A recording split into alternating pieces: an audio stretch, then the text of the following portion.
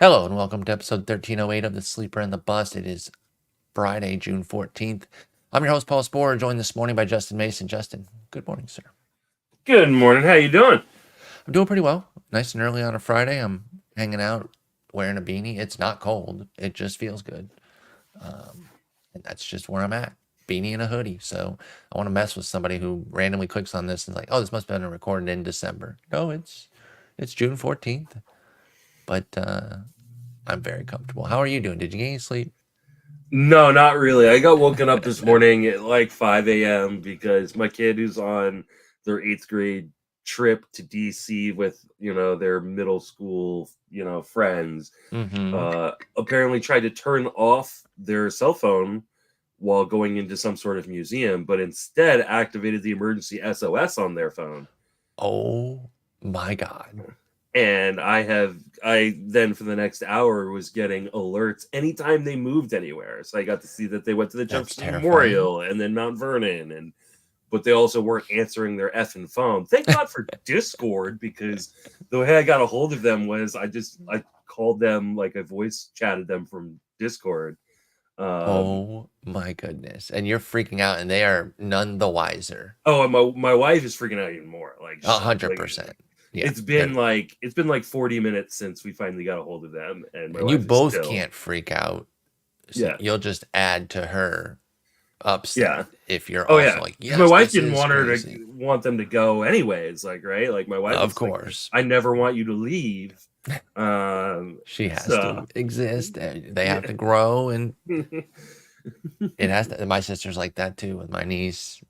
She's learning as my niece gets older. Like, she's gonna have her own life. She's gonna start having a lot more friends. Gonna have to start doing stuff where you don't even take her to it. She just goes. No, just wait till your sister gets to the point my wife's at, which is like we only have 4 years left until they go off to college. I'm already getting 6 or 7 year crying. Like, so yeah, once she hits the high school, it's gonna be all over. Yeah, it's over. Yeah. All right. Well, I'm glad that they're okay. That is terrifying. And now it can just be a funny family story since nothing bad happened. And hopefully they have a wonderful time in DC. Let's talk some two-step, guys. We're also going to talk a quick bit of news. Speaking of DC, we're going to start in reverse order today. Washington fans.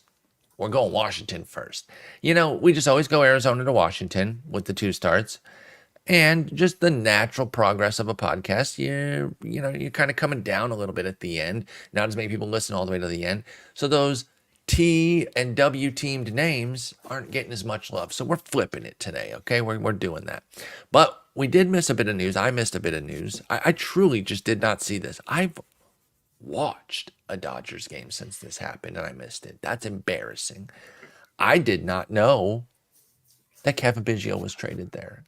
Now, in a tinge of fairness to me, the Dodgers game I watched about 20 minutes holding my phone while I'm sleeping, then put the phone down and listened.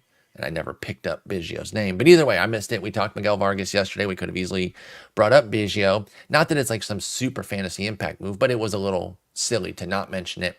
So Miguel Vargas we knew was out. We weren't saying anything super positive about him. But they have Biggio here, and you keyed in on the reason right away, and then we looked it up to confirm. Muncy had a setback on the oblique. So they need a lefty. They have an entire bench of righties, and Justin, they have an entire bench of righties with no options. Biggio gives them a lefty with options. He has played third the last two days against righties. Are you seeing anything with Biggio as a Dodger? Is this like, let me get a piece of the Dodgers lineup? Or is it just whatever type bottom of the order fodder that the Dodgers have had a lot of this year? I mean, anytime you're playing regularly on the Dodgers, you're going to have some sort of value in deeper leagues. But, I mean, Biggio is a guy who doesn't have a ton of power, doesn't have very much speed, and strikes out 30% of the time. So he doesn't have a very good batting average. So, again, while it's better to be on the bottom of the Dodgers lineup than the bottom of the Blue Jays lineup, like, I just don't see this being super fantasy relevant outside of, like, the deepest of deep leagues. Yeah. No, I can't really muster up too much for them at this point, or for Kevin Biggio at this point, because I think we've kind of seen it, and I think I've mentioned this in the past, but he was a real eye-opening experience in terms of analyzing prospects. Kevin Biggio was, because I remember he didn't get the most love coming up. It was really Bichette and Guerrero, and people would try to bring Biggio into the mix with them because it was three sons of great players. But then when you really got into the prospectors who were, viewing stuff and really putting the work in, they're like, he's not part of this. He's not on that level. And then Biggio comes up and does pretty well right away. And those folks remained undeterred. And I will cite Eric specifically, where he's like, yeah, no, this is cool, but this is like the best that he can do. You're seeing his best. He's coming to the league fully formed. And I was still a little skeptical, if I'm being honest, even though I love and trust Eric. I was like, I don't know, man, you might have gotten this one wrong, because I liked Biggio, confirmation bias. And no, as it played out, he was 100% right. You basically add up his first two seasons, which was 2019 and 2020, and it becomes a full season because 2020 was only 59 games. So it's 159 games of a 118 WRC plus. So basically, he comes to the league fully formed, plays his best. It's 18% above league average. Since then, it's 1,072 plate appearances of a 94 WRC plus, which is fine, but not special or terribly fantasy relevant. And in the heat of the moment there, where he's kind of playing against what Eric thought, I wanted to reassess the whole thing. And I just always appreciate that the prospect folks still see the big picture. Yeah. And that was a learning experience for me to see the big picture a bit more, not overdo small samples with prospects, because they're running counter to how you thought they were going to be. So anyway, part of that long rant on Kevin Biggio, but he helped me learn a lot about prospecting. And I'm not terribly interested in him. I might throw a token bid in a 15-teamer where available if I have a need. But obviously makes more sense in an NL only. For sure. He's entering the league and multi-positional eligible and stuff. But outside NL onlys, I'd probably don't. It's just really not that. Yeah, if you need a fill-in, maybe in a 15-teamer. All right, two-start folks. Let's get into it and work our way up from the bottom here. In Washington, we do have Swervin' Jake Irvin. He's going to be getting a two-step next week, and he's been pretty interesting. He's going to get Arizona, but a trip to Colorado, Justin. That's the tough part there, obviously, but you have to take both in this situation. So I'm curious where you're at. There has been some chatter that, Colorado sucks so bad that even at home, maybe there's a world where you're not as concerned with them. You know the risk that you're taking anytime you go into Coors, and I will point out that they are 18th in WOBA at home against righties, so not very good. And when you scale that on WRC plus, that's a 69 WRC plus, nice, because you're supposed to have way higher than a 306. Compare that to Cincinnati and Washington, who are right around them at 304 WOBA. They're at 86 and 96 respectively, and that really helps you underscore the value of WOBA, or the value of WRC plus, and how it scales to the park and all that. But the bottom line is Colorado hasn't been as scary. Is that enough to get you on a Swervin' Jake Irvin two-step that includes the trip to Colorado with Arizona at home on the front end? I mean, first I just got to say, Swervin' Jake Irvin is a fantastic nickname. Thank you. It's 80 grade right there. I think you're not as afraid of the Rockies in Colorado. You're still afraid of Colorado. Just in general, you can get clipped.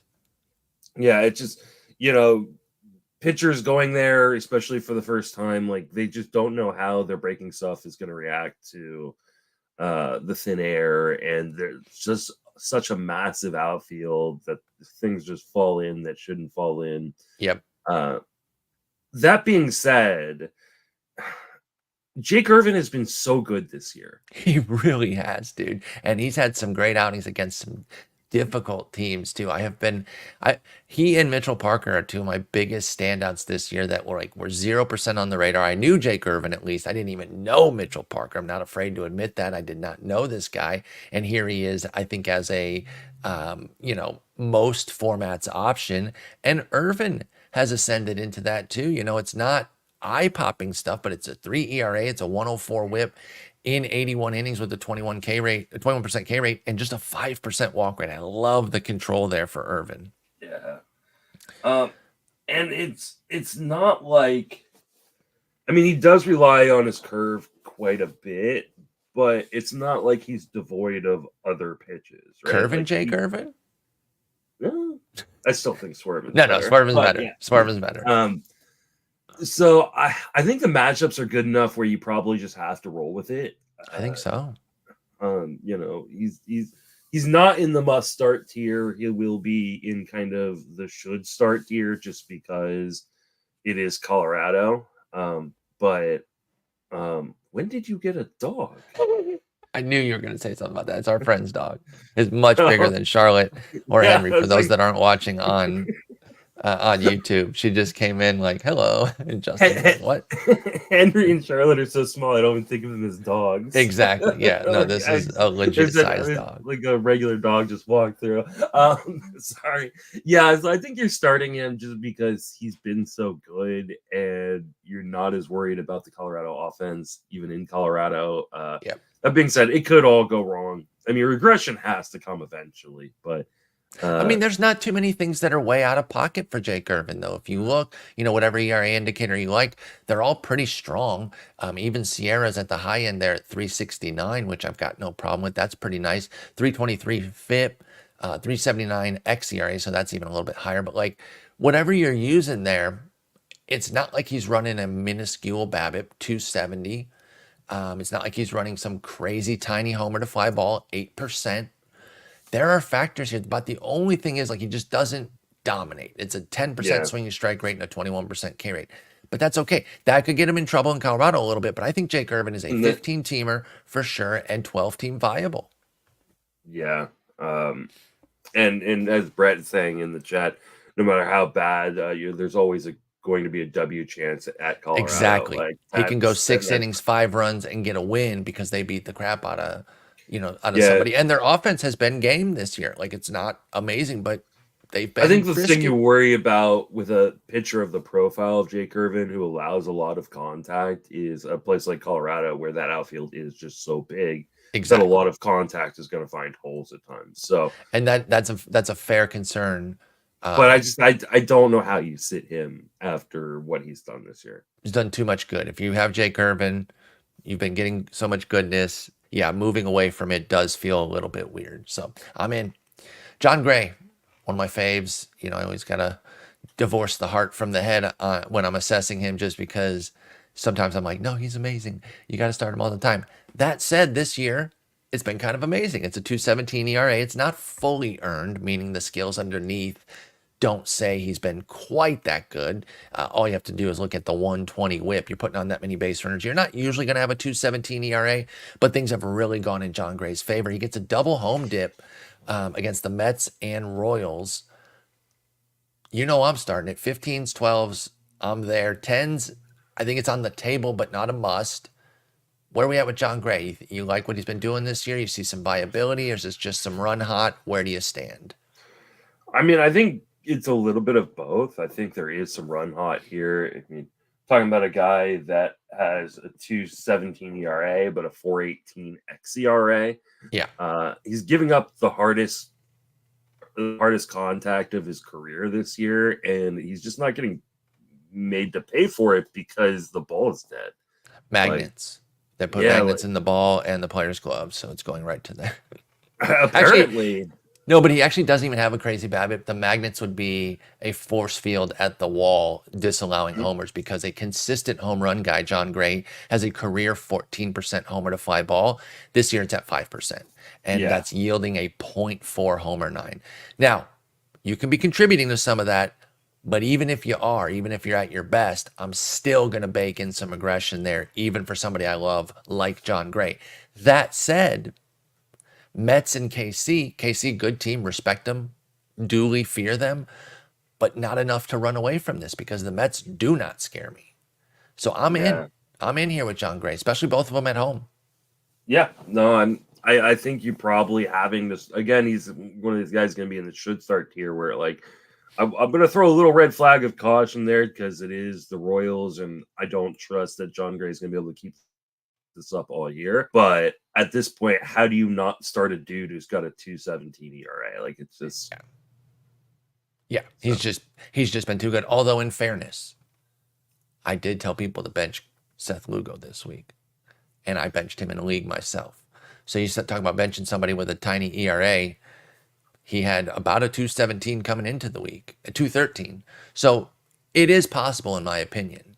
I just didn't see the upside in a Dodgers-Yankees two-step for him, so I found it appropriate to sit him. But not Jon Gray. Definitely rocking with him here. Aaron Civale frustrates the hell out of me, Justin. I don't really understand. He's giving up all of Jon Gray's homers. All the homer luck that Jon Gray's getting, he passed it off to Aaron Civale somehow because he's allowed 14 homers, most in baseball, and that is the problem right now.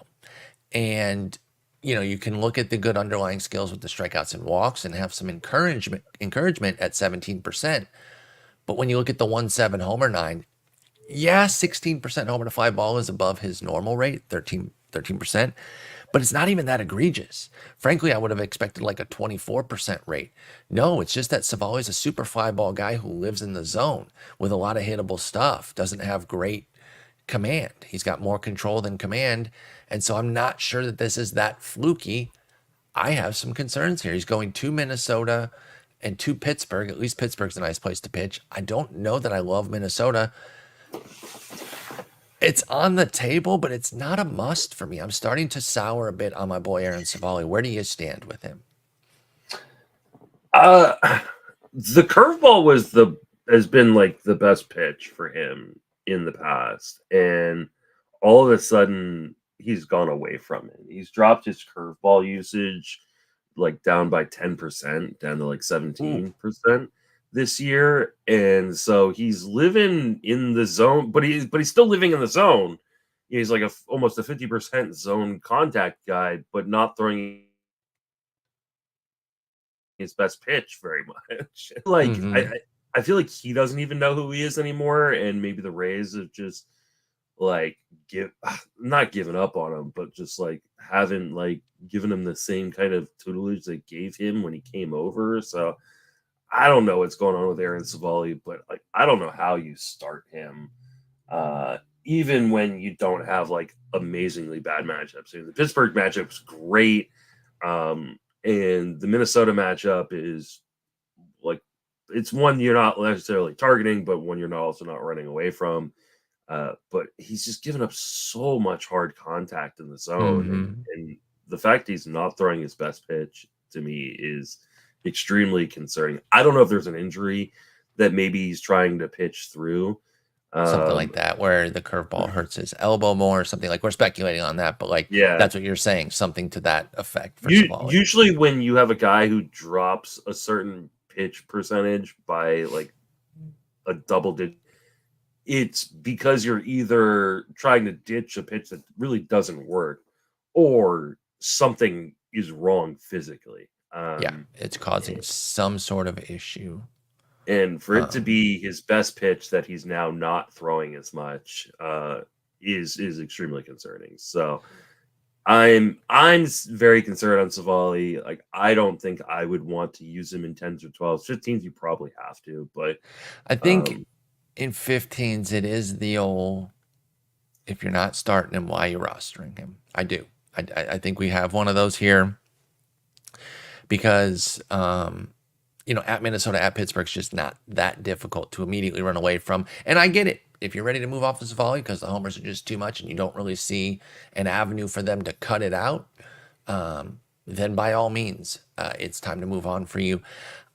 I can get there in 15s. I'm with you in 12s and 10s. I don't think I'm there with Civale. So be careful. I'm down to reassess later, but right now I'm just not seeing it, and it's driving me nuts.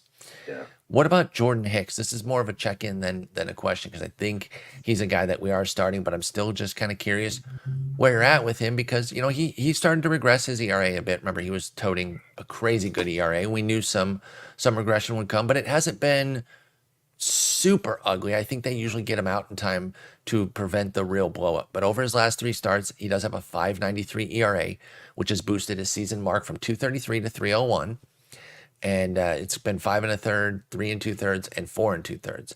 Now, that was New York, the Yankees, Diamondbacks, and Astros. 3, quality clubs. I know Arizona's not playing brilliantly, but they're not a pushover garbage team. So a little bit of a gauntlet there, and he didn't really stand up to it. Coming out of that, where do you stand with Jordan Hicks going into an at Cubs, at St. Louis two-step? I think the at St. Louis one is juicy enough that you're willing to kind of risk the at Cubs. The problem with Hicks is, in spite of the fact that he looks like a guy that would strike out anyone, he really pitches to contact a ton. Yep. And so when you get these high contact power teams on your docket, like the Yankees and like the Astros, you're just begging to get beat up. And the fact that he didn't get beat up really badly, I guess, is like kind of a little bit of a, brownie points, right? Like, hey, you survived both of those starts. So I'm not like overly worried. The big thing for me is like all of a sudden, like he's not going deep into games. No, he's never been a guy who goes super deep into games, but you got like really intrigued early on in the season when he started off, with a 7-inning, 1 earned run outing and a 6-inning, 1 earned run outing. You're like, okay, they're really letting Jordan Hicks go. And now as the season wears on, maybe they're a little bit more afraid of, hey, can he actually make it through a full season as a starter, this being like his first year trying it? And maybe they're going to baby him a little bit more, which makes him a lot less enticing if he can't even qualify for a win. So I think this is a really good week to kind of monitor Jordan Hicks and go, like, what do they let his pitch count get to? How deep do they let him get into games? Because if they're going to start pulling him regularly before the 5-inning mark, he's not going to have very much value. Yeah, that's really the tough part there. And like, I have not really been super bought in on Jordan Hicks this year, but he was performing very well. And so it's like, yeah, of course you're starting him, and I'm kind of monitoring things. I don't want to use a little bit of regression to just, haha, I told y'all, because I'm not sitting him necessarily either. No. I just don't have a ton of confidence. So it's one of those begrudging starts where it's like, I've fallen into this. Now, some of y'all might have drafted him with purpose, and I get that because he has alluring talent, and the idea of starting Jordan Hicks was intriguing for the Giants, and it's working, right? Let's be clear. We're talking a little doom and gloom here. This isn't working for them. It's still just nervous. Let's try this. Where do you think Jordan Hicks's ERA ends up for the season? He has a 301 right now with a 384 SIERA and a 366 FIP. What are we looking at on season's end, for Jordan Hicks? That 384 sounds right. Okay, so add about another 0.8 to his ERA over the course of the season, which doesn't mean that he'll be terrible throughout. He'll have, ups and downs, but by and large, you probably still start that guy. Yeah, but I think the question for me is, where does the whip end up, right? Like, because it's at 120 right now.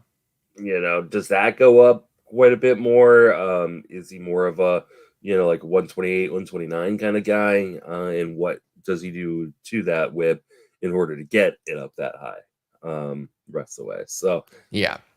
And do the strikeouts stick around? You look at what he's kind of been doing recently, and all of a sudden, like, hey, there's kind of more strikeouts than we're normally seeing from him, even in these shorter stints. Is he going to be able to keep some of those strikeouts and maybe even get a strikeout kind of mark to closer to a strikeout an inning? The only downside with that would be if it costs him pitches, then Hicks is going to keep coming out early. And I wonder if that is part of the issue, is like, hey, he's trying to get a few more strikeouts, but the trade-off is he's not going 5, because I would much rather him sacrifice some of those strikeouts to give me some wins. Absolutely agree. So, Jordan Hicks will probably be a bit frustrating throughout the year, but as it stands right now, I still think you have to start him in most formats and kind of keep riding this out. Again, he's going to the Cubs and to St. Louis. Bryan Woo will be returning from the IL, right back in for you. This was a pretty short IL stint, assuming he follows the trajectory that he's supposed to here. It was, how long was he out with the forearm issue? Not too long, right? Let me see here for Bryan Woo. I'm sorry, should have had. Did he even go on the IL? Or? Oh, he didn't even go on the IL? Excuse me. You're right. You're right. So it's not an IL return. He was just scratched and pushed. So Yeah. he was supposed to go on Tuesday, pushed back. MRI came back clean. Now slated for a 2-step next week at Cleveland, at Miami. Are you good to go with this with Bryan Woo? I think you have to be, especially with Miami on the docket. And Woo's just been so good when he has pitched that I think you're just rolling with it. I'm so concerned. Like, and I was one of the people who was talking about this prior to the start of the season. He had elbow issues last year. He was able to return from them and finish strong. But that was something that was in the back of my mind where I was like, I just don't know if I trust this to not reoccur. And this is now the third time he's had an issue with this elbow / forearm. And it just feels like a ticking time bomb at this point. I know that every time they go in, they say like it's clean MRI. I'm scared. That being said, like he's been so good, I don't know how you don't use him. I think you have to just keep using him and wait for the time bomb to explode. Let's hope it doesn't. How about that? Let's be positive. I would love it. I mean, he's a fun pitcher to watch. Like, yeah, it's been impressive with Woo. And as much as we talk about injury risk and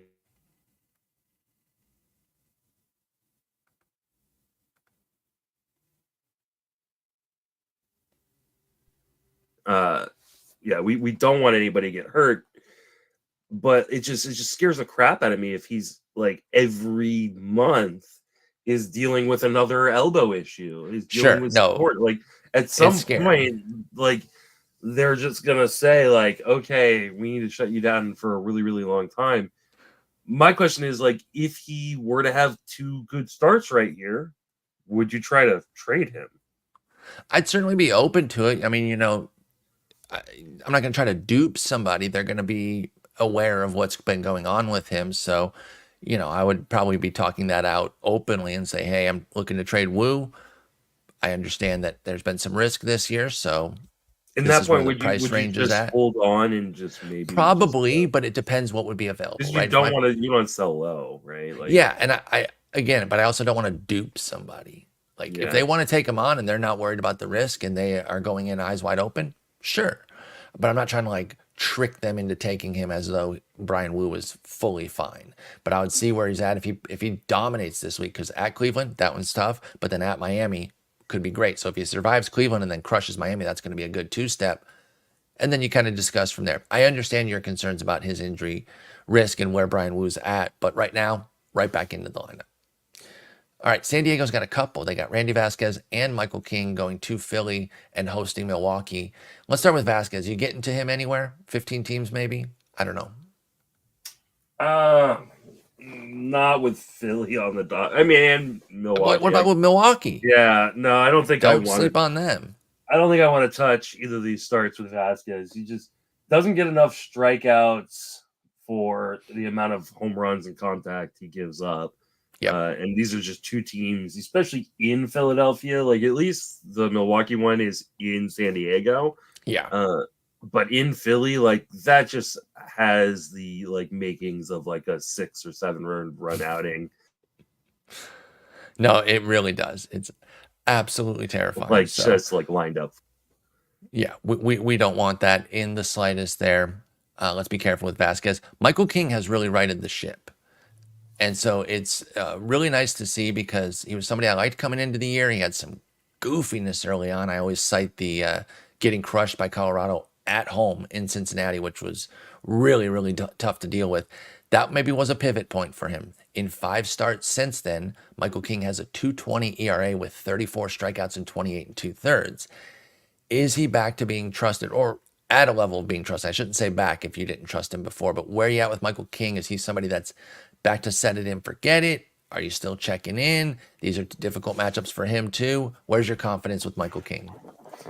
I think he is at a point where you're kind of just setting and forgetting, but these matchups do scare me. So I can understand not wanting to use him, but I mean, not only are you now getting like, him, preventing the home runs, he's not walking guys nearly as much, and he's striking guys out. It's coming off a 12 strikeout performance. Like, I don't really know how you sit him in most formats.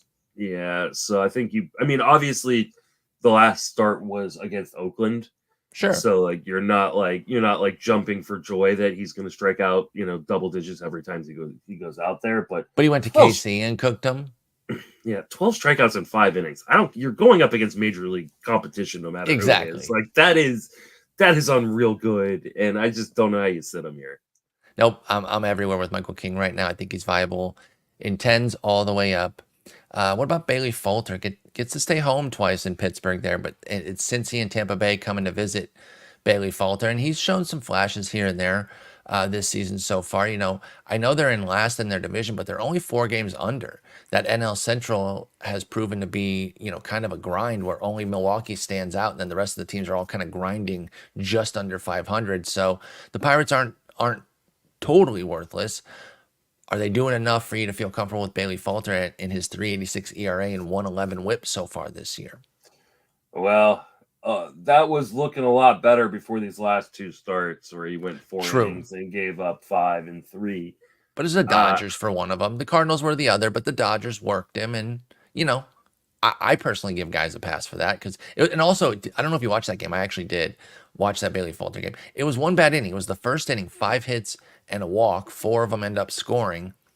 And then he really settled down from there on. Only got to throw 3 more innings. But I actually came away impressed with how he settled. He pitched into the 5th, but it was just one batter faced. He got on, and they're like, okay, you got to go.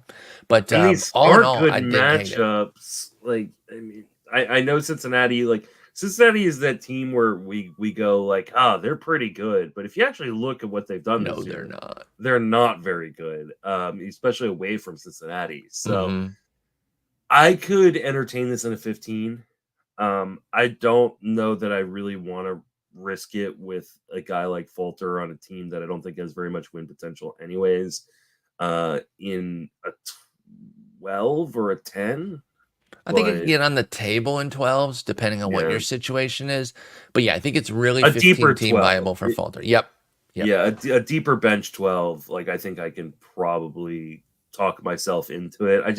I mean, this is a big list. We're talking about a lot of guys today, and that means there are a lot of options kind of in 12 and 10 team leagues. And so I think he's kind of towards like the bottom or the middle of the group.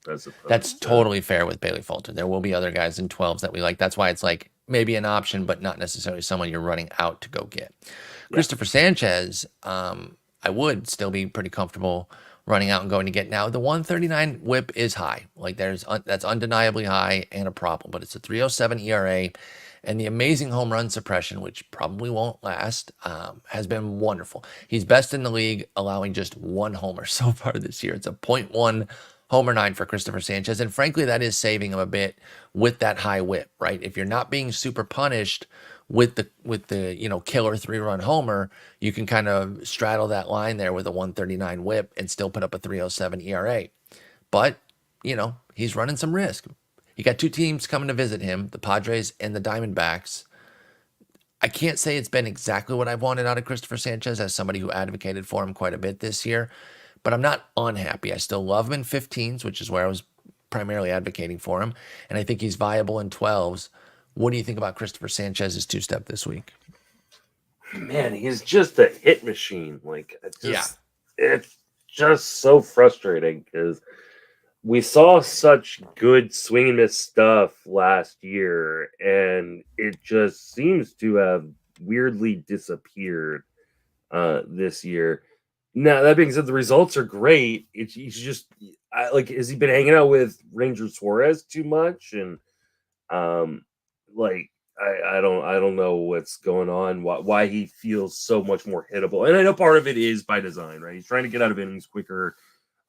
He's relying on the defense, which has been really good this year in Philadelphia. And the quicker he gets out of innings, the better chance he has of going deep into games. And he's got quite a few games where he's got 6 innings this year. So I think you're probably just saying, yeah, I'm gonna keep rolling with him. You definitely think about your WHIP, because that WHIP is kind of a killer right now. So, but I'm with you. I'm a big Cristopher Sánchez guy. I continue to be, and I feel like if he wanted to get more strikeouts, he could, which means that is in kind of the up of the profile. Yeah, like that there is development here for Cristopher Sanchez that could send him to another level. But even, kind of living status quo, not the end of the world if you can take the whip punishment. I have pointed this out before. Sometimes these ERA first guys can get a bit overrated because people overlook the whip. And then the reverse profile gets underrated if they have like a 407 ERA but a 109 whip. Just be careful. If your whip is already in trouble, be careful. But other than that, I really do like Cristopher Sanchez. All right, Hogan Harris was somebody I picked up this week from Oakland because things are looking all right out there. Now they're not good, but as we've hinted at a bunch this year, they're kind of regular bad. So you can get some wins. They're not going 3-4 weeks at a time without a starter win. They've got guys, they got JP Sears who has 4 wins. Mitch Spence has 4, a handful of guys with 3. And now Hogan Harris comes in. Now, funnily enough, he's actually 0-0. He has no decisions yet, but it's only 3 starts and 2 relief appearances. But in that time, it's been pretty good. 2.49 ERA, 1.11 whip for Harris, coming off of a solid trip to San Diego, 5 innings, 2 runs, 5 Ks, and then 6 scoreless against Toronto before that. He gets KC and Minnesota coming to visit. That's 2 home starts in Oakland for Hogan Harris. I'm definitely in on this for 15s. I think it's on the table for 12s, but not a must because there will be a lot of options. Where do you come out with Hogan Harris of the Oakland A's? I mean, you say the A's are, kind of regular bad and not like supremely bad. No, but they haven't won in a week. And they're looking more and more like the team that we thought they were going to be, as opposed to the team that they were to start the season. And I just don't love these matchups versus, 2 teams from the weirdly good AL Central who have been pretty darn good this year. AL Central, you mean? Yeah, especially when, like Harris, I don't want to take too much from 3 starts, and he has been, good enough. The underlying numbers say he's going to be much, much worse. He's gotten really lucky in his BABIP, 234 BABIP. His xERA is 4.56. I'm not starting Hogan Harris. I know he's going to get started in a lot of 15s. I feel like this is a massive regression week. Really? Harris, yeah. Interesting. Yeah, I'm not quite there with it. I think he's better than that. I think both being at home certainly helps. You're bringing in KC and Minnesota. Both teams can get you. I definitely respect that aspect of it. I don't disagree with you there. He does have to watch out for the homer. There's definitely some risk. I'm going in eyes wide open, but it's definitely on the table in 15s. Maybe not as much in 12s. And you're right about their fade to maybe they aren't regular bad. They are bad because they are pacing now for 59 wins. For a while, they were pacing upper 60s, low 70s, and that's what I call regular bad. But they are bad again, and that is a little bit nerve-wracking. So good point there. I hadn't checked in on their record in quite some time, but yeah, they're now down to 26-45. So they're starting to drift. And remember, they started off hot. They're starting to drift toward Rockies territory, and you never want to be there. So okay, not quite White Sox bad, but they're bad. Exactly. It's risky, but I'm there in 15s with Hogan Harris. I'm not. Nestor Cortes, this is actually just only for 10-teamers because I think 15s and 12s, easy peasy. Just want to see if you're there in 10s. I think so, but I want to make sure because the matchups are not easy. Baltimore and Atlanta both at home for Nestor Cortes. He's got a 3.59 ERA, 1.12 whip on the year, 1.2 homer 9, but only a 5% walk rate. So he keeps the bases clean. So when he allows those homers, keeps them tight, a lot of solos. Baltimore and Atlanta at home, is that enough to keep Nestor Cortes in the lineup in 10-teamers? I think it is. You've got such great win potential, even in tough matchups. Atlanta is not the offense that they were with Acuna. They're really not. Riley has struggled. Albies has struggled this year. Ozuna is a god for some reason. But they're 14th in WOBA against righties on the year, Atlanta. Yeah. I don't think that you're super scared of Atlanta right now. Now, you are scared of the Orioles, but at the same time, I don't know how you don't start him in most formats. I guess in some 10s you could make a decision that the matchups aren't worth it, but I think you'd have to be having the best pitching in the league, or one of the Yeah. couple best teams, like where you've hit on some, you have Heel, you have Jared Jones, and like regular guys that you drafted, but also your late rounds hit. And so then you could afford to really pick and choose and maybe sit Nestor Cortes here against Baltimore and Atlanta. Outside of a unique situation like that, I think you got to start him everywhere. I just wanted to make sure that you were on board with that in the 10 teamers. 12s and 15s, never a doubt, 100% easy peasy start. You have a few starts from Cortes this year where you go, that kind of sucked, but you have 0 blowups. He has Correct. not given up more than 4 earned runs in a single start this year. And like that kind of safety is what I love in a guy like Nestor Cortes. It's just like, agreed. You might get an absolute gem, but at worst, you're going to get like a start. You go, well, that wasn't great. Yeah. I was on the hook for the win, and we'll see if the Yankees offense can get it.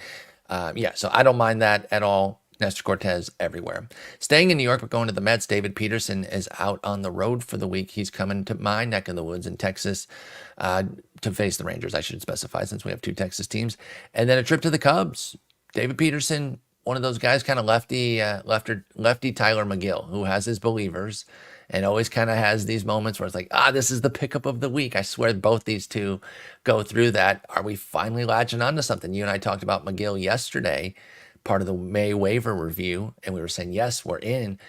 Is Peterson ready to be a guy for them for a period here? He only has 3 starts on the year since coming off the IL. Had to face the Dodgers, Nats, and Miami. Held up against the Dodgers, was good in Washington, and then, of course, Miami got him. I think this has happened like 10 different times this year. Miami sucks, and yet they have starts against like 10 mid-tier pitchers where you're like, yes, I finally get the start against Miami, and that's their worst start. Mitchell Parker's another one. His worst start is literally at Miami. But anyway, is David Peterson somebody that you're buying in on at Texas at the Cubs? I feel like this is another one of these guys where the stuff just never seems to match the results. Because I want to believe in David Peterson, because when I watch him pitch, I go, okay, there's some really good pitcher here. He doesn't walk guys and give up home runs. I see the strikeout stuff, but it just never seems to really translate on the field. And I think these are scary enough matchups with Texas has been kind of down. If we're going to talk about Atlanta, underperforming, we got to point out that Texas hurt. Yeah. So maybe you're not as worried about the Texas start, but Chicago's still a team that can beat you up. I don't know. Like, there is something about David Peterson that I'm just really, really intrigued by, and I just can't seem to quit. But there's nothing in the numbers right now, at least from the few starts he's had this year, that tell me this is a guy you really want to start. So I think for me, especially with how deep this list is this week, I'm putting him into like my desperate measures kind of category. Okay. And I would not use him unless I was kind of desperate, I guess. Okay.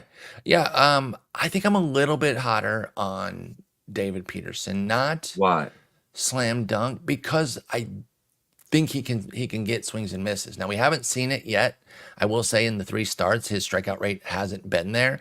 Now, I don't know if that's kind of a smoothing out type of thing and he's got to get going, but I'm going to lean on the 12% swing strike rate and 24% strikeout rate career record more than the 8% swing strike rate and K rate that he has through 3 starts right now. I'm sorry. I'm not going to trust 16 innings over 350 innings.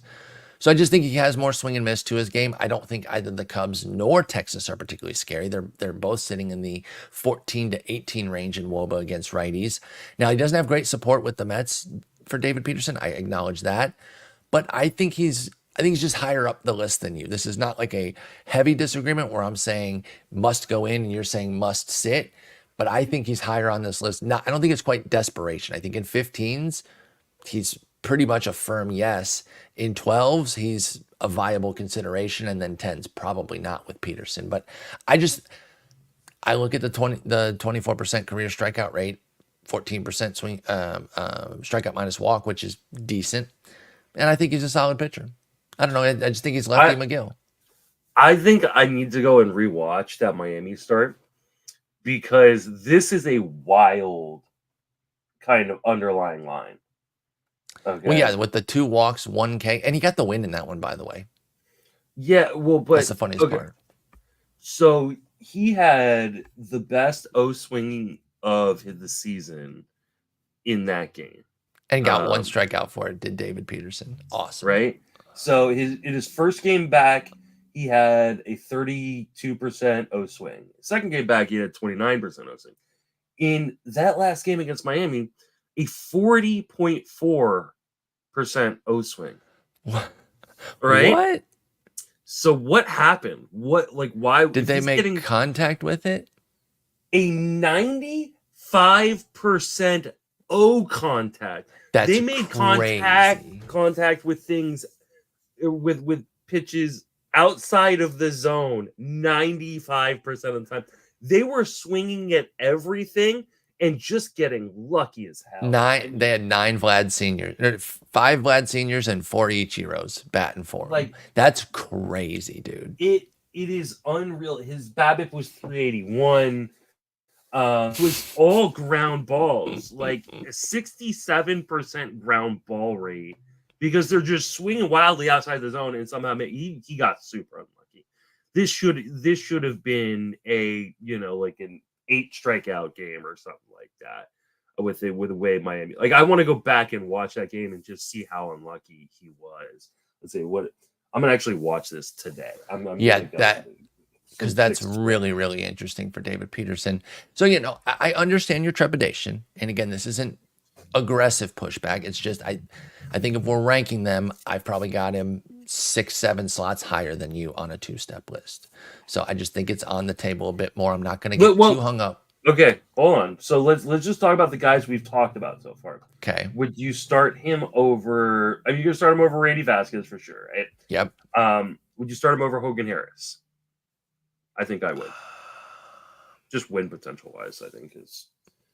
That's probably fair with the win potential piece, but Hogan Harris twice in Oakland. Okay, I'll say yes for the sake of it. Yeah, they're close. Okay, would you start him over Civale? Yes. I'm tired of Civale's shit.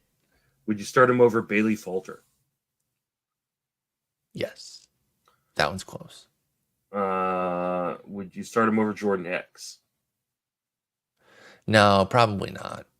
Because you're not starting over Cortes, Sanchez. No, none of the rest of the guys. You're definitely right there. Yeah. Okay.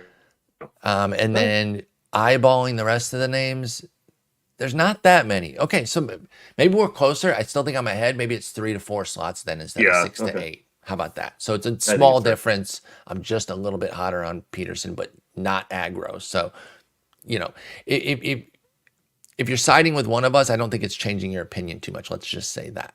Don't say I'm with Paul and I'm definitely starting him versus Justin, who's definitely not. I think we're both. I'm against Paul. Screw Paul. I mean, definitely that's fine. That's a good stance to take. But on this one, we're just not that far apart on David Peterson. Pablo Lopez, I know it seems crazy to put him on here. I don't put aces on here usually. We got to check in though. We got to see what's what. Now, I'm going to start your studs guy, and I'm going to trust your studs even through some turmoil. So I've been riding this out. And I said that coming into this week. Some folks were maybe having a little bit of nerves about him. I was talking about him, I think, in my chat, or maybe it was on Twitch. But I was telling people, you just got to stick with him. I know it's 3 of the last 4 coming into this week had been bad, but I was like, I'm not giving up a Colorado at home start. And thankfully, I didn't. 5 innings, 2 runs for Pablo Lopez, and he got the win. He gets Tampa Bay and at Oakland. Again, 15 teams, you don't have a choice. If you're not starting Pablo Lopez, I think you're making a huge mistake. Same with 12s. 10s, I don't know. You could have enough. I can envision enough rotations to where maybe you could consider it. Is there a world where you're sitting Pablo Lopez? I will tell you right away. No is the answer for me, but I'm curious because he has a 5.33 ERA on June 14th. We do have to kind of ask a little bit, don't we? With his 14 home runs, he's also tied for MLB high. And so if I'm giving Civale this much of a hard time, maybe I need to be a little bit tougher on Pablo Lopez. Where is he at on the trustometer? I'm not sitting him anywhere. Good. It's Pablo Lopez. I will say that while there isn't a ton of stuff in the underlying numbers to get me scared, what he is doing is being less aggressive early in the counts. He's dropped his first pitch strike rate 6%, from 69%, which was very nice, down to 63%. Okay. So I wonder if this is just a kind of an early count sequencing issue. Yeah. Where he's falling himself in behind, trouble. and then because he's falling behind when he tries to get guys to chase out of the zone, they're not chasing as much because the O swing has been the other thing that has dropped 7% this year. So I think this is a matter of early count aggressiveness that needs to be kind of reworked. But the Twins are a really, really smart organization. Pablo Lopez is a really smart pitcher. There's, like I said, there's not much. I mean, he's literally like the exact same Z contact as last year, the exact same zone rate. Contact rate's up a tiny bit, but nothing like that I'm like getting scared about. And I don't see anything in terms of like a velocity issue or I think he's gonna be fine. Yes, his home run or fly ball rate is a little bit higher, but like not like something where you're necessarily scared. I think he's just allowing a few more fly balls because he's becoming more predictable because he's falling behind early in count. So I think he's going to be fine. I think that's totally fair with Pablo Lopez, and that's exactly where I'm at because, he's a stud, and he's been a stud for years. I don't know if he's been a full-on ace. I think we were anointing him, we as a fantasy community, coming into the year, despite the 375 and 366 ERAs the last 2 years. The underlying numbers and the great whips and being part of a quality team was enough to really elevate him. So he was lining up in the top 10 in some rankings, and I don't think that was completely out of pocket. It hasn't come to fruition because of the home runs, but that's one thing, and it is fixable. And I like the point that you made about getting behind a little bit earlier, so now he has to come back into the zone with hittable stuff, and that's probably translating to some of those home runs for Pablo Lopez. So you got to stay the course. I mean, you don't have to. You can do what you want as your team. I'm staying the course. I'm not even blinking, but I wanted to make sure that you were there with him too.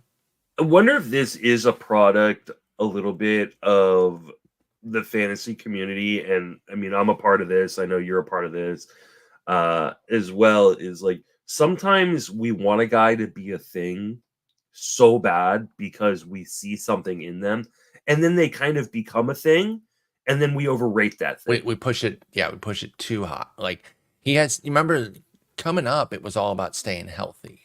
Pablo Lopez was like, if we could get the shoulder to magically be healed, we would really have something here. So we get 2 years in a row of health, 180, 194 innings, and then we're like, well, there's more in the tank. It's like, well, maybe not.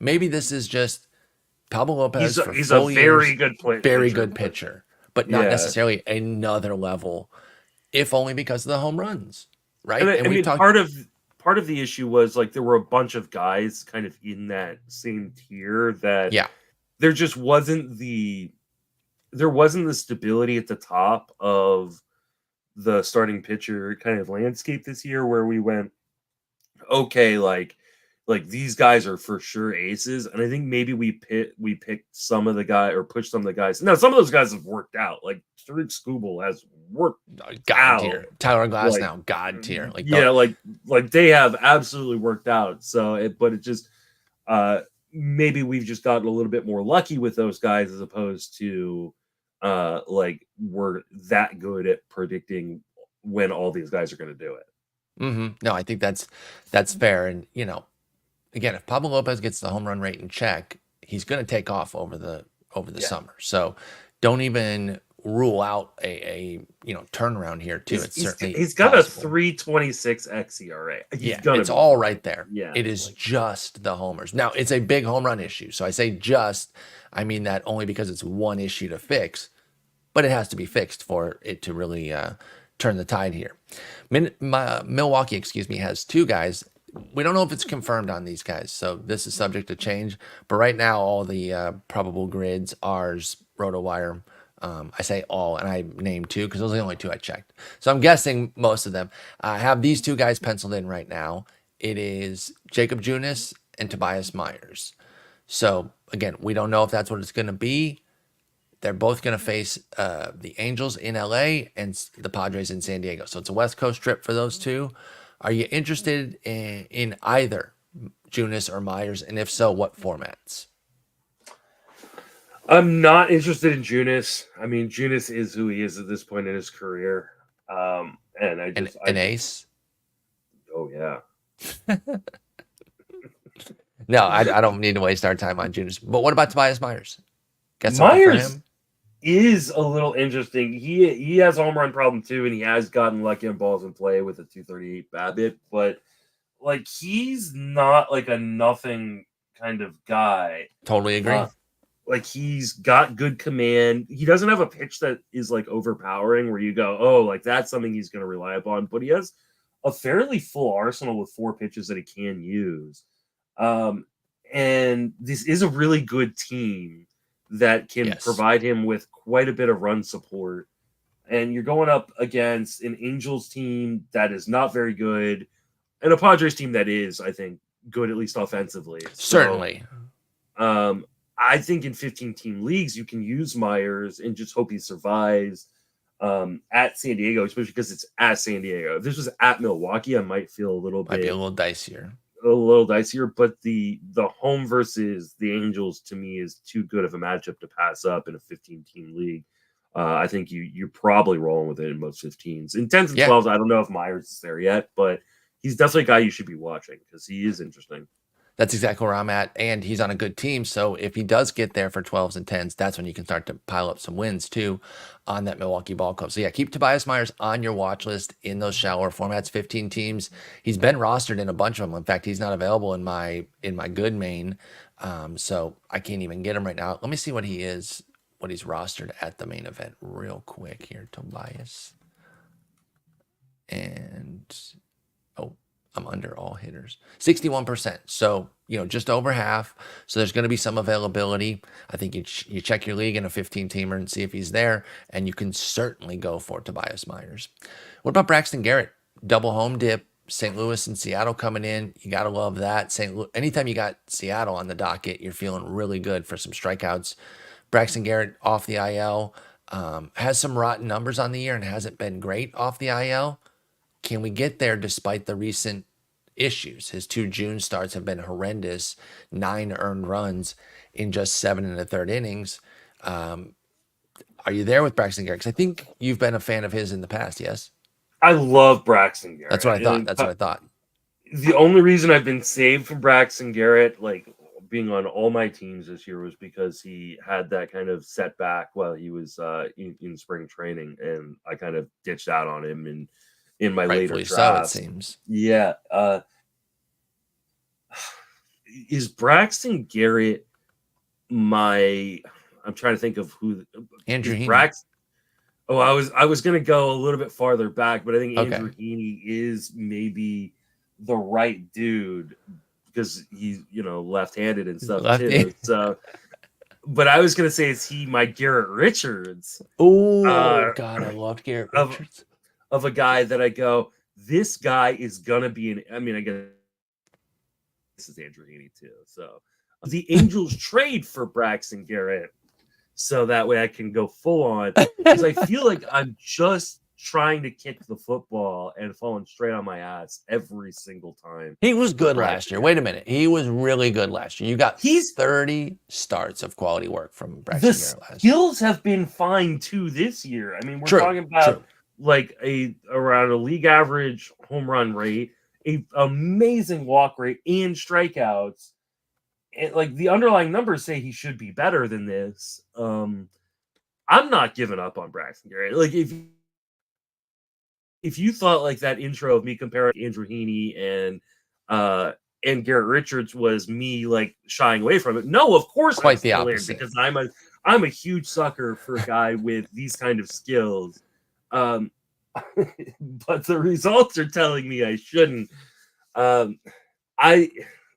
Let's see, who does he have this week? He's got I think it's St. Louis and Seattle at home for Braxton Garrett. I'm starting him. I'm in. Like I think you should. I really do. Like I know you're biased toward Garrett, and I get it because he's an appealing lefty. I think this is a good spot. He's going to be available because he has been struggling, so there's going to be some availability even in deeper leagues. Yeah, both at home. Come on.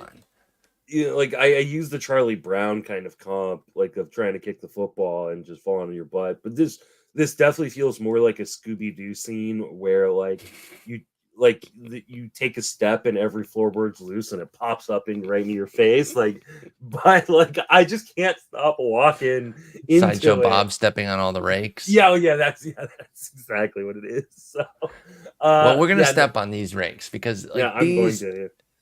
I really think this is a good spot for him. Now, I will say, if Braxton Garrett fully flops here, we have to reassess because he is widely owned in 15 teamers, not even very available in those. I think he's worthy of consideration in 12s. I will say that. Do you agree on that with Braxton Garrett too?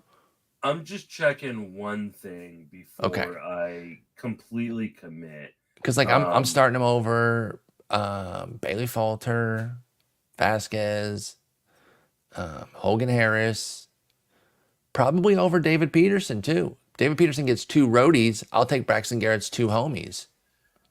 Man, this is such a juicy matchup. So St. Louis is the 28th team in baseball in OPS versus left-handed pitching, and Seattle is the 24th. Dude, I feel like I have to start him. I'm starting him in 12s. Braxton Garrett in 12s. I think I'll go even further. On the table in 10s. Yeah. On the table in 10s. This is too good of a... This is what you stream for. And it might not work, right? Because not everything works out perfectly. But this is what you stream for. 2 home starts from a quality pitcher who is currently struggling, so thus he's available in the shallower leagues. Both starts are great on paper. Got to do it. Locked it. Let's go. Braxton Garrett time. All right, Alec Marsh coming off a gem yesterday. I know you got skunked there with the dub. I'm sorry to hear that. We talked about how there's got to be somebody out there, somebody, maybe one of our listeners, we don't know, that had the Alec Marsh, Clay Holmes double dip of hell where you got your win stolen because the Yankees came back, and so you figure, well, at least I'll get a save, and then he blew it. So you didn't get neither the win nor the save. We've all been there. It's a nightmare. But Alec Marsh coming off that gem against the Yankees heads out to Oakland and Texas. We've talked about how Texas is not on their game right now. By the way, quick aside on them. They're 33 and 35, so they're still fully in it. But when the team wins the World Series, you have an expectation for them, maybe whether you should or not, but to sustain. And same with Arizona as the runners up. But they were also 2 real interesting Cinderella teams. Should we have been cooler on them coming into the year? Or am I just doing that now because now I see that they're both, a few games under 500? Do you think we made a mistake? We, again, just being the general baseball community, thinking that Texas and Arizona were going to stick since they had such hot runs in the playoffs? Or are they truly underperforming? I think Texas is just truly underperforming. Okay. I just think that team is too good. And I think they've just been in the pitching department and been beaten up a little bit. And they're going to add if the health things start to work, they're going to add 9 starters over the rest of the year as they start to get healthy. And they're going to add 2 of the greatest pitchers of our generation in Scherzer and DeGrom. So I think that Texas is going to be fine. Arizona, I think, obviously, it should have been pretty obvious that they were over the skis. I mean, obviously, they've been beaten up a little bit, too, with Corbin Carroll just not being the guy who he was last year. And you have to wonder how much of that is the shoulder issue that, popped up last year and clearly isn't right or doesn't feel like it's right. That being said, I feel like this was a team that was a wild card team that, yes, they made it to the World Series, but there were some clear flaws. Or not necessarily clear flaws, but they just weren't as powerful as they should be. They got hot at the right time last year. Perfect time. And there's some really, really good teams in the National League. So I think that maybe they were just overrated. I don't think Texas is overrated. And I would be pretty surprised if Texas isn't a playoff team and making another shot at a World Series. But Arizona, I think Arizona is probably a team that we probably overrated, maybe then underrated the competition around them because they're 4th in the division right now. And while I don't expect them to finish 4th in the division, I do think they're still better than the Giants. I don't know that they're better than the Padres. Those two teams would be fighting it out for sure. Yeah. So Yeah. I just wanted to see on that because, neither of them have been playing up to the level as expected, but I still always respect the Rangers. I'm going through starts and two starts and everything. I'm like, okay, be careful with the Rangers and whatnot. Even though the numbers aren't there, I know they can get you on any given night. But bringing it back to Marsh now, he's going to Oakland and Texas. So it's not a terrible two-step because Texas is not at their best right now. You have Marsh on a bunch of teams. You talked about how you didn't even start him everywhere yesterday because of the Yankees, which was, I think, a good process. It ended up being bad result because he goes 7 innings of one hit ball. But how encouraged are you by that to get him back in for a two-step? Are you starting Alec Marsh everywhere now on the heels of that gem, or are you going to be careful with it? I think Marsh is a must start right now, especially depending on, at least for this week, he's a must start. Yes, you're going up against Oakland, who, like we said, is bad, and then you're going up against Texas, who has been beaten up offensively and is not playing like the team that just won a World Series. So yeah, I think both of these are pretty easy starts. And Kansas City, for as much as we overrated Arizona, we underrated Kansas City, and I was high on Kansas City. You like Kansas City, and they're 40 and 30, dude. They are looking amazing. Bobby Witt, one of the 5 best players in the game, maybe 3. He's just been unreal. They've got some good pitching. Alec Marsh is definitely part of that with a 3.63 ERA and 109 WHIP in 67 innings. Definitely starting him everywhere this week with this two-step. Let's do a little Ronel Blanco check-in. We haven't talked about him pretty much since his suspension for using sticky stuff. There was those idiots out there. It's this is the only reason he was any good. Yeah, okay, sure. No, not the case. Comes back from the suspension, and he's been fine. He has a couple 4 earned run outings, but he also has 2 1-run outings mixed in. So it's 4 starts of a 3.86 ERA and 23 innings with 22 strikeouts for Ronel Blanco. He had a 2.09 ERA before that, put up some of his best work. So he's been worse, but again, I don't think that's because he got caught and now he's no good. He was going to regress whether he was caught or not. But he's also 6-2 because despite how poor the Astros have been, he still gets some run support from them because he's their only good pitcher, and they do have a decent offense, as you and I have banged the drum on all year. Don't just stream against them because they have a crap record. Their offense is good. Are we still feeling comfortable with him? He's going to the White Sox, which we love, but then hosts Baltimore. I think we're starting him pretty much everywhere, but where's your confidence level with everything Ronel Blanco's been through this year? Dude has been through the ringer, through a no-hitter, almost through a second one, got suspended. And I mean, I remember watching that game that he got thrown out of, and them being really baffled that he was being tossed, and he seemed pretty adamant that all he was using was rosin, and it just got too sticky apparently, which it's such a stupid process. I just so subjective. It is, and it shouldn't be. It's one of those things where yes, if you I honestly don't have a problem with them subjectively throwing guys out, but to automatically suspend a guy, you have the technology at this point to and with the amount of money that Major League Baseball has, to pretty quickly lab test and say, okay, this is what, you take a little scrape, of whatever it is off the glove or off the forearm or off whatever, and go, okay, we're going to run this. And if this comes positive for, anything X, Y, other and than Z, rosin, then yeah, you're getting suspended. But this whole oh, you're automatically suspended for 10 games, I think is it. I understand why they do it, but you have the resource. We have the technology. Yeah. It doesn't seem like it should be that hard. Yeah. Blanco's been fine. And I think he is pretty close to that must start tier, especially when you've got the White Sox on the docket. I mean, obviously Baltimore is a little bit scarier. Well, a lot scarier, but not enough to run away from Ronel Blanco. And I figured that's where you were going to be, but I just want to make sure you were after the suspension and everything. I feel really good about still putting him in my lineup. Pretty much as I said it and forget it. I'll make sure I'm checking in every once in a while, but I don't have him anywhere, so it's easy for me to say that, but I feel pretty good about putting Blanco in if I've got him. Reese Olson's fallen on some hard times. He's going to Atlanta, but he gets the White Sox as well. So again, we've talked about Atlanta not being quote unquote Atlanta. They've been a lot easier this year relative to recent years. And then, of course, the White Sox are terrible. He's coming off of 3 really tough ones. It's been a classic June swoon here for Reese Olson. And the real thing has been 28 hits, Justin, in 14 2/3 innings. What the hell, dude? Boston, Milwaukee, Washington. So a mix of teams there between good and mediocre. Are we running away from Olson based on this? Or are we staying the course here and figuring out that this 472 BABIP from June will regress for Reese Olson at Atlanta and home to the White Sox? Do you think that that's high? Do you think? I mean, it's a little up there. It's a touch up there. 472. Get out of here, dude. Yeah. I mean, I think he's getting pretty darn unlucky. Now, that being said, like, teams are making just a crap ton of contact in the zone against him.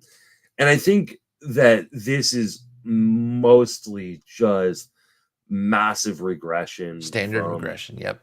Yeah, like, and he was just so good early on in the season for no apparent reason. Okay, like, relax.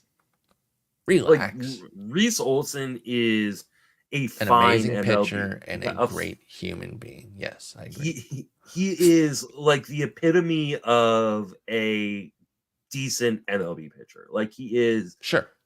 And like, he got off to this unreal start where I think people started getting really excited that, like, oh my God, like, hey, this is a breakout. No, he was just getting lucky and pitching well, and now we're seeing the opposite end of the spectrum. I think at the end of the day, he's going to be kind of the exact guy that I projected him for, which is like, a 380, 390 ERA guy that, sure, gets a fair amount of strikeouts, and, doesn't kill you, but also doesn't like win you a league. You look at the end of your line and you go, hey, it's a great glue guy. And if you drop him, you're going to be missing that great glue guy. So, like, I don't think there's any reason to not start him, especially with, Chicago on the docket. I'm like, yes, I'm a little scared of the Baltimore start, but I'm not the Atlanta start. Yeah. Oh, sorry, the Atlanta start. Yeah. But like we said before, Atlanta is not the team that they were coming into the season. No, so I can get on board with this. Like, and to your point about the regression with Reese Olson, he had a 245 BABIP in those first 10 starts. Yeah. So it's coming the other way. And it's not, when you talk about this regression, it's not that he's pitching exactly the same and now these results are going against him. We've talked about this before, but like the division of your starts over the course of the year, if you break out 30, you got 30 with your best stuff, 30 with your worst stuff, and then the 10 and 10 on those, and then the 10 in between kind of decide your season. I imagine within those first 10 starts when he was cooking, a lot of those are going to be what you would chalk up as some of his 10 best on the year in terms of his stuff. I would imagine these 3 lately are probably the 3 worst because he said he's been getting hit, and in terms of just flat out bad luck too. Some of these hits, as someone watching these games for Reese Olson, have not been the cleanest. Now others have been, right? He's not just having this happen to him. The stuff isn't where it was in the first 10. But the bottom line is, like you said, he's kind of an upper 3s ERA with a decent whip and a modest win chance because the Tigers aren't great, but the pitching is at least, he's part of that, obviously, but then the bullpen shouldn't blow too many of his leads. It's just a matter of if the offense can get him one. I like Reese Olson here. I'm sticking with him in 15s. I'm open to it in 12s. 10s, you probably don't have to get there, but I wouldn't completely run away from it, to be honest, with Reese Olson. And you also have to look at like who he was going up against. Like, Milwaukee is a team that just makes a ton of contact and makes you make mistakes, and and so like you're not that like upset. Like, obviously you don't love the line, but like, yeah, Milwaukee can get you. And Washington, for all of their faults, are very similar. They're the diet or the Timu version of Milwaukee in some ways, where they put the bat on the ball and then they try to make you make mistakes with the running game. Yeah. So like, they've been going crazy with the running game this year. Yeah, and that can throw a pitcher off. So like, I'm not super worried about these last couple starts that weren't great. Even the and then start. Boston's 6th in WOBA against righties, and that was in Fenway for Reese Olson. So like, there is a reason behind these that you don't just say, oh, this means he sucks and the first 10 were a fluke. Stay the course with Reese Olson. I am open to a sit, but not a cut. Like if you are nervous about this and you don't want to, by the way, he's also been really unlucky. The fact that those first 10 starts, he put up a 192. He went 1-5, Justin. 1-5. Anyway, that drove me nuts watching that for the Tigers. You know what his BABIPs were the last 2 games? Probably like 790 or some crap. Yeah, 706 and 429. Like 706. Get out of here. He should be fine. Don't get too hung up on the recent starts. I think we get a little bit of a turnaround here for Reese Olson. What about my body comp? Triston McKenzie out there with his long. Every time I see highlights of him, they always point out how skinny he is. We know, okay? Skinny people, we know. We know we're skinny. All right? And listen, I'm not saying it's the same thing as being overweight. Overweight people catch a real bad one in this country and in the world in terms of just like being attacked for their body size. But like, we get it. We're skinny. We'll blow over in a strong breeze, but it's mostly a public service because people may not see him on the field because they're alerting to the fact that he's out there. Got it. Yeah. They're like, is an apparition throwing these baseballs? Oh, no. There's Triston McKenzie there. You especially can't see him, when you've got like, the widescreen TVs nowadays. It's such a big area of your TV and such a small area of Triston McKenzie that it's, they just want to remind people. How dare you? I will say this is an interesting amount of synchronicity here. The other guy that is also tied for the league lead in home runs allowed. We have 3 of them now. Who was it? It was Civale was the first one. Pablo Lopez was the other one. And now Triston McKenzie, 14 homers apiece for all 3 of them. But he also leads baseball in walks at 38. Despite these 2 issues, his ERA is not a 9 overall. It's 4.10. He's been surviving, but a 141 whip. So there's a lot of volatility here, Justin. But wait till I tell you the matchups. Seattle and Toronto at home. Toronto I'm not like loving, but Seattle I am, and they're both at home. Are you getting there with Triston McKenzie despite the crazy volatility?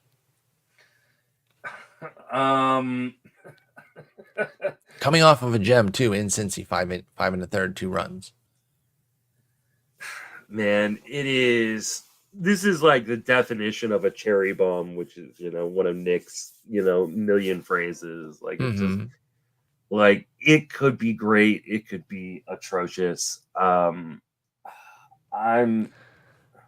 is high risk streaming here. Now, I will say Triston McKenzie really takes advantage of lesser teams. He has a clear split for sub 500 versus over 500 teams.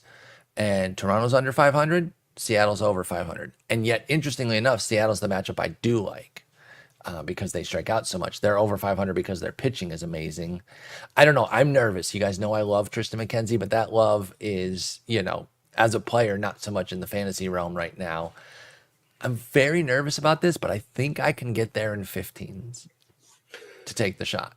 I think you can probably get there in 15s. In 10s and 12s, I'm not doing this, especially because our good friend and co-host Jason Collette just sent us like this cool little chart of like home runs by teams. And while the Guardians are the team that has gone, huge up, and McKenzie doesn't have to pitch against the Guardians, part of this is a park change, right? One of the reasons why Cleveland has had so much more offense this year is because of that park, and both of these starts are in Cleveland. That's a good point. And so I'm a little bit more concerned that because I wonder too. There's a 153 whip at home with 10 of the 14 homers for Triston McKenzie. Yeah, and that's what scares the crap out of me. So for me, I'm staying away from this, even in 15s, unless I don't really have another option. Because I can't. Triston McKenzie at home is a little scary. I can't hate that. I think that is prudent and makes sense. I just want to say he's on the table because of the Seattle start. But you should be looking for reasons not to start him. I want to make sure that my bias is not going too hard here with McKenzie. I love him. I root for him. but let's be careful and not blow up our ratios here. And we're probably leaning away from it unless you really need to, or if you're YOLOing it. Like if you're just kind of trying to catch lightning in a bottle and you can't really hurt your ratios anymore, that's where I'm on the Triston McKenzie train too, because he could come through with a couple gems, especially the Seattle one. Who is Carson Spiers? I don't know. Would you be surprised to learn that he has a MLB relative? He's Bill Spiers' kid, or I mean nephew. Interesting. So he is, he got some baseball blood there, and he did pitch last year. I actually did recognize the name, but when I was doing the list, I just put on our thing, I put who the fuck is Carson Spiers. But he has 19 innings so far with the Reds, 2.33 ERA, 1.19 WHIP. He got 13 innings of unceremonious work last year with them. He's getting at Pittsburgh and home to Boston. Is there any universe where you're getting to Carson Spiers? NL only, probably. Maybe some 15 teams that are really deep, and I'm in trouble pitching wise. But when you say that he's got 19 innings over 5 starts, you divide 5 by 19. Carry the one. And you go, hey, that's not deep enough to qualify. He's only one time gone deep enough to even qualify for a win. Oh, they haven't been starts. They've been extended relief appearances. So it's been 4, 3, 3 1/3, 3 1/3, 5 2/3. Now 5 2/3 the last time out. That's encouraging, right? For Carson Spiers against the Cubs. That is encouraging. I mean, he doesn't walk anybody. He doesn't give it a home run. 3 walks against the Brewers in his season debut back on April 9th. A deep 15-team league, I could make the argument like, hey, these are good enough matchups, with being at Pittsburgh and then versus a Boston can kind of disappear at times. He's going to get some main interest, I think. Yeah. He'll be a more picked up guy. He will not be at the top of my waterfalls this week, but he will be a guy who's in my waterfalls for sure. I think that's fair. Carson Spiers, Bill Spiers' nephew, maybe named after his uncle because his name is William Carson Spiers. So who knows? Javier Assad was a flavor of the month for a little while there when he was running super hot. Then he had a 2-step that kind of brought him back to earth, and it was one of those ones that was pretty well telegraphed where you're like, yeah, this is going to be some regression, but doesn't necessarily mean that he's terrible. I think it was like Atlanta and somebody else, and I remember he faced Atlanta twice in a row, and he did well in one of them, but then he had Atlanta, St. Louis, and he kind of pushed his ERA up from 1.49 to 2.17, which 2.17 is still amazing, don't get me wrong, but he had some regression, and since then he's been stabilized again. He's solid. So Javier Assad keeps getting it done. 2.81 ERA, 1.24 WHIP. I think it's more of a shallow league check-in here where with the Giants and Mets both at home, those are solid matchups. Do you get to Javier Assad in 12s and 10s? I think you have to, right? The Giants offense isn't very good, and the Mets overall aren't very good. So I mean, these are two teams they should have pretty good win potential against for the Cubs. And well, I think the biggest issue with Assad is like he just doesn't have overwhelming, and if he gets into trouble, he may have trouble getting to 5 innings. Ultimately, he's pitched well enough. I think you got to keep rolling with it. There is more regression coming. Like the regression we saw against Cincinnati, the regression we saw against St. Louis, like these are going to keep happening. But until they do, I think you have to kind of just roll with them and eat them if they happen, because like these are too good of matchups to pass up. And you can pick some spots with Assad. Like I'm going to start this 2-step here, but then let's see what he's got the following week. Like if he starts to have the schedule turn against him, well, then we try to curate a little bit more. He gets a trip to Milwaukee the next week, so we sit Assad, and we start playing it tight with him. But with this 2-step, I think he's done enough to earn some trust here, even in the shallower formats. Milwaukee is a team that will cause regression, especially with their high contact approach and his high contact approach. Like I run from them. Yeah, that would scare the crap out of me.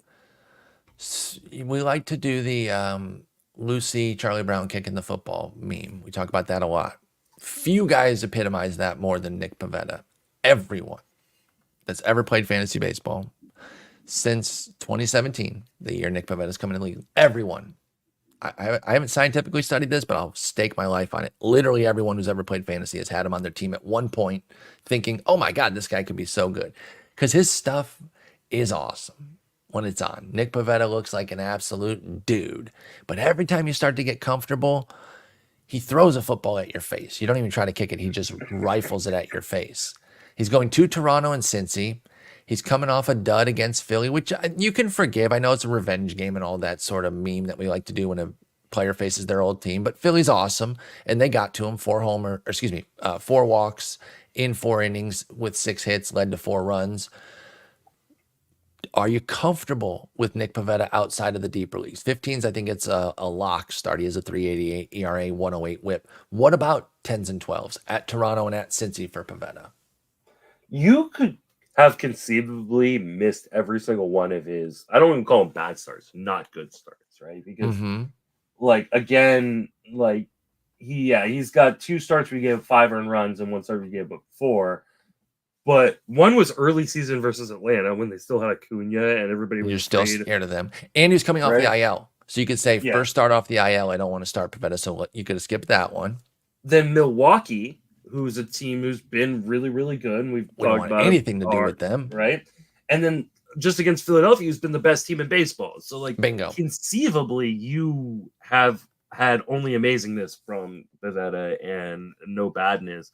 But this is kind of who Pivetta is. When he loses command, he's going to give up homers. But the rest of the time, he's going to be really, really good. So I think you don't necessarily start against the best competition, but you start against 85% of teams in Major League Baseball. And these are 2 teams you were starting him against. Totally agree. I'm with it for Nick Pivetta. Decent support on the Red Sox too. They're an okay team, so you're not feeling like you're getting nothing from them.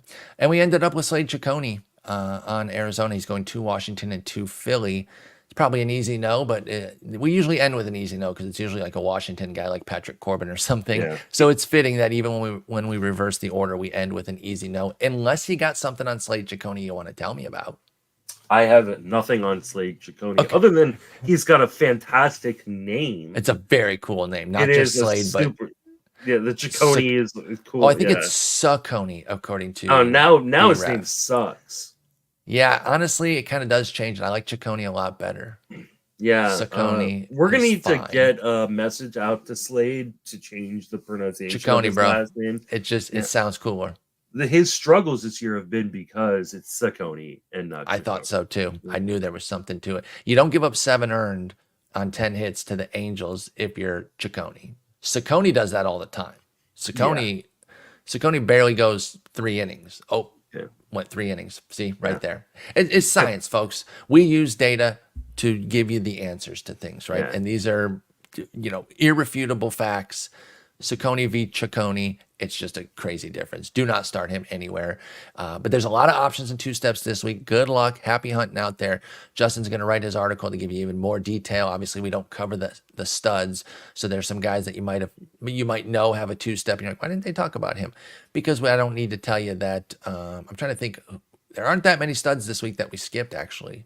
A lot of weeks there's like a few aces that obviously I don't even put on the list. As I'm looking at it right now, like Sonny Gray. He was obvious. That's the only one. Wow, it's an ace light week for 2 steps. Yeah. That's crazy. But anyway, Justin, hope you have a wonderful weekend. I know you're not doing the pod this week because of Father's Day. Enjoy Father's Day. You are a wonderful father yourself, so enjoy that. Hopefully they don't give you too much of a hard time. I don't know. Your family loves to give you a hard time, and you deserve it. Absolutely. Yeah. But how about a day on Sunday just to let you know that, hey, you're a dope father. And I hope you enjoy your weekend, and we'll talk on Monday. Take it easy.